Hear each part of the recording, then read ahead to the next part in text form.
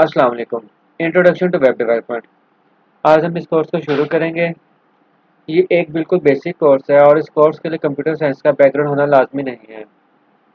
इसका मतलब ये है कि अगर आपका ताल्लुक कंप्यूटर साइंस के अलावा किसी भी फील्ड से है तो आप इस कोर्स को फॉलो करते हुए इस काबिल हो जाएंगे कि एक कंप्लीट वेबसाइट क्रिएट कर सकें।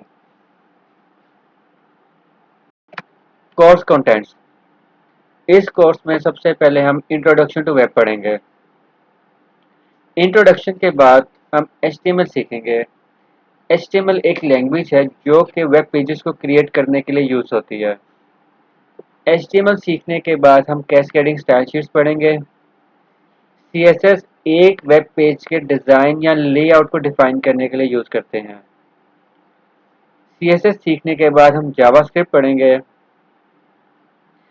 जावास्क्रिप्ट एक वेब पेज के बिहेवियर को डिफाइन करने के लिए यूज़ होती है। बिहेवियर से मुराद ये है कि अगर हमने एक पेज के अंदर यूज़र के एक्शंस को डिफाइन करना है, एक यूज़र के एक्शन को इंटीग्रेट करना है, तो उसके हम जावास्क्रिप्ट यूज़ करते हैं। मिसाल के तौर पर एक बटन के अगेंस्ट कोई एक्शन होना चाहिए, तो वो एक्शन हम कैसे डिफाइन करेंगे? Through JavaScript. या अगर आपने पेज की HTML को यूज़र के एक्शन के ऊपर चेंज करना है, किसी किसी भी HTML एलिमेंट को चेंज करना है, तो उसके लिए हम जावास्क्रिप्ट यूज़ करते हैं। जावास्क्रिप्ट के बाद हम jQuery पढ़ेंगे। jQuery जावास्क्रिप्ट बेस्ड एक फ्रेमवर्क है जो कि हेल्प करता है different different task related to JavaScript. इसको हम आने वाले लेक्चर में मज़ीद सीखेंगे। jQuery के बाद हम बूटस्ट्रैप पढ़ेंगे। बूटस्ट्रैप भी एक फ्रेमवर्क है जो कि रिस्पॉन्सिव डिज़ाइंस बनाने के लिए यूज़ होता है। रिस्पॉन्सिव से मुराद ये है कि अगर आपकी वेबसाइट एक लैपटॉप पे आपने ओपन की है तो उसका डिज़ाइन कैसा होना चाहिए, अगर वही वेबसाइट अगर आपने मोबाइल पे ओपन की है तो वो जो डिज़ाइन है वो मोबाइल के लिहाज से कैसे एडजस्ट हो। तो इस पर्पज़ के लिए हम बूटस्ट्रैप फ्रेमवर्क को देखेंगे कि अगर आप एक रिस्पॉन्सिव वेबसाइट बनाना चाहते हैं जो कि अपनी लेआउट को चेंज करे with respect to output device, अगर वेबसाइट मोबाइल पे ओपन हो, टैबलेट पे ओपन हो या लैपटॉप पे ओपन हो, तो उसने अपनी एडजस्टमेंट कैसे चेंज करनी है, इस मकसद के लिए हम बूटस्ट्रैप को यूज़ करेंगे। Introduction to web. इस स्लाइड में हम वर्ल्ड वाइड वेब का मतलब समझेंगे। वर्ल्ड वाइड वेब या वेब एक इंफॉर्मेशन सिस्टम है जिसके अंदर डॉक्यूमेंट्स और अदर वेब रिसोर्सेज को एक यूनिक नेम असाइन किया जाता है और इस यूनिक नेम को यूनिफॉर्म रिसोर्स लोकेटर या यूआरएल कहा जाता है। मिसाल के तौर पर www.example.com एक यूआरएल है। यहाँ पर एक और बात नोट करें कि ये जो वेब पेजेस या वेब रिसोर्सेज होती हैं ये आपस में इंटरलिंक भी हो सकती हैं और ये तमाम रिसोर्सेज हम इंटरनेट के थ्रू एक्सेस कर सकते हैं। वर्ल्ड वाइड वेब को एक एग्जांपल से समझने की कोशिश करते हैं। इस एग्जांपल में हमारे पास दो वेबसाइट्स हैं। पहली वेबसाइट के अंदर 3 पेजेस हैं जो कि वेब पेज X, X1 और X2। इसी तरह दूसरी वेबसाइट के अंदर भी हमारे पास 3 पेजेस हैं। वेब पेज Y मेन पर है और वेब पेज Y के अंदर हमारे पास Y1 और Y2 है। अब अगर ये दो websites different websites world wide web के अंदर हैं तो इन दोनों को हमें एक यूनिक नेम असाइन होना चाहिए, जैसे कि हमने पिछली स्लाइड में देखा है। तो पहली साइट को हमने यहाँ पे यूनिक नेम असाइन किया है www.site1.com।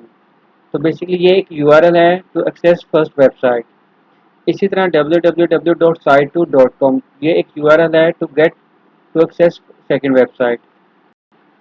लास्ट स्लाइड में हमने वर्ल्ड वाइड वेब के बारे में पढ़ा है। इस स्लाइड में हम देखेंगे अगर आपने एक वेबसाइट को अपने कंप्यूटर या लैपटॉप में ओपन करना है तो उसके लिए हमें क्या चीज़ चाहिए।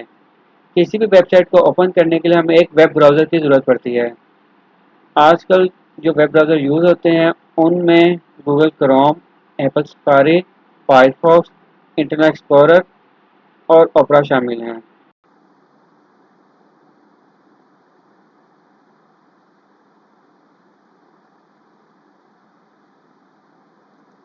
जैसा कि हमने स्लाइड में देखा है कि किसी भी वेबसाइट को इंटरनेट से एक्सेस करने के लिए हमें वेब ब्राउज़र की ज़रूरत पड़ती है। तो अब इसको प्रैक्टिकल करके देखते हैं। अब हम एक वेब ब्राउज़र को ओपन करते हैं। यहाँ पे मैंने फायरफॉक्स को ओपन किया है।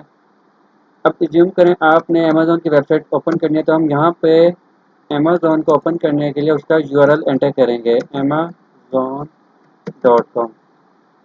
ये बेसिकली www.amazon.com यूआरएल है to get Amazon website from internet. हम यहाँ पे एंटर क्लिक क्लिक करें एंटर का बटन दबाया है जैसे हमने, तो अब आप यहाँ पे देखेंगे हमारे पास अमेज़न का जो वेब पेज है वो इस वेब ब्राउज़र के अंदर ओपन हो रहा है। ठीक है, तो बेसिकली amazon.com यूआरएल है। हमने इस यूआरएल को वेब ब्राउज़र की बार में लिखा है। फायरफॉक्स एक वेब ब्राउज़र है। जब हम एंटर करते हैं तो ये वेब ब्राउज़र के पास इंटरनेट के थ्रू वर्ल्ड वाइड वेब से अमेज़न का पेज यहाँ पे ब्राउज़र में लोड हो जाता है। Components of a web page.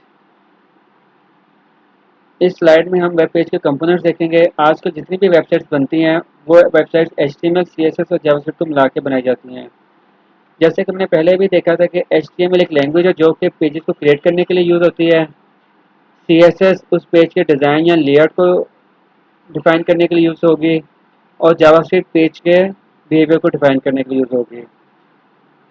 जब हम रिक्वेस्ट वेब ब्राउज़र के थ्रू सेंड करते हैं तो वेब ब्राउज़र के पास ये तीनों फाइल्स पहुंचती हैं और वेब ब्राउज़र एक फैक्ट्री के तौर पर काम करता है। ये इन तीनों फाइलों को लेगा और इन तीन फाइलों को मिला के आपका एक फाइनल पेज आउटपुट में शो करेगा।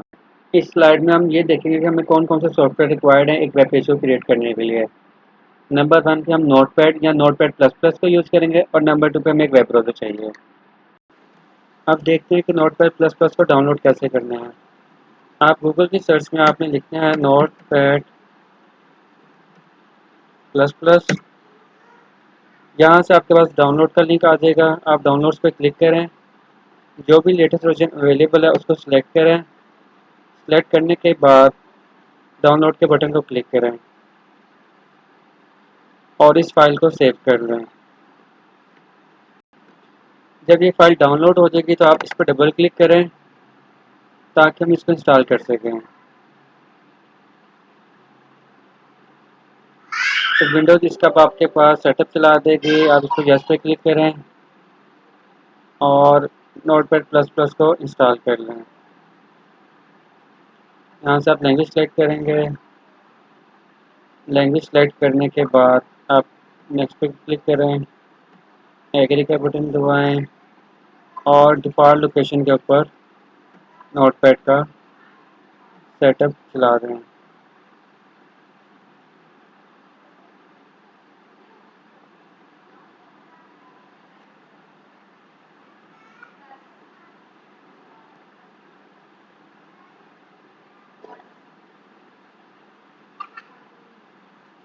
जब ये सेटअप कंप्लीट हो जाएगा तो आप नोटपैड को ओपन करके देखें।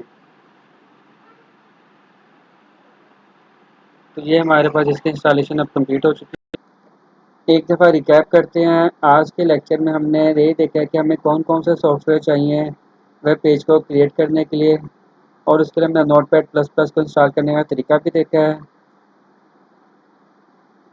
उससे पहले हमने कंपोनेंट्स ऑफ वेब पेज देखे जिसके अंदर हमने देखा कि हमें HTML, CSS और जावास्क्रिप्ट चाहिए एक वेब पेज को, एक वेबसाइट को बनाने के लिए। और अगर आपने किसी भी वेबसाइट को इंटरनेट से एक्सेस करना है तो उसके लिए हमें एक वेब ब्राउज़र की ज़रूरत पड़ती है। वेब ब्राउज़र के अलावा हमने ये देखा कि वर्ल्ड वाइड वेब के अंदर जो जितनी वेबसाइट्स होती हैं उनको हम एक यूनिफॉर्म नेम असाइन करते हैं और उस नेम को हम यूनिफॉर्म रिसोर्स लोकेटर कहते हैं। और इससे पहले हमने कोर्स के कंटेंट देखे थे। नेक्स्ट लेक्चर में हम HTML से स्टार्ट करेंगे और ये देखेंगे कि HTML को यूज़ करते हुए एक वेब पेज को हम कैसे क्रिएट करेंगे।